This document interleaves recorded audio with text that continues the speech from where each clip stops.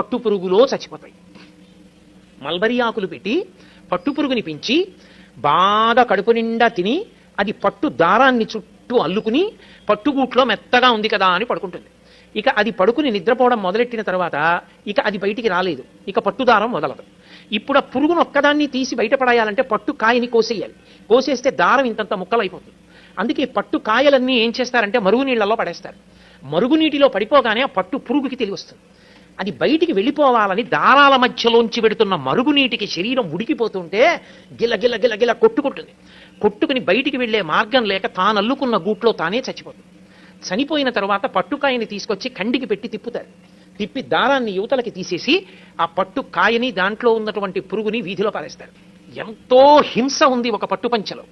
ఒక పట్టుపంచ కట్టుకుని ఒక పట్టు చీర కట్టుకుని ఆర్జిత సేవకి వెళ్లడం కన్నా నూలుతో చేయబడినటువంటి పంచ కట్టుకుని వెళ్లడం సర్వోత్కృష్టం.